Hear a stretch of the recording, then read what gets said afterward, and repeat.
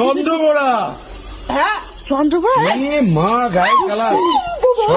খবর দাও মা, কাকুকে খবর দাও মা। বাবা কি তুমি আগে ফোন করো। কাকে করবো জানি আমি, পাপ্পুকে ফোন করতে হবে। তাড়াতাড়ি মাছি দৌড়াও তাড়াতাড়ি।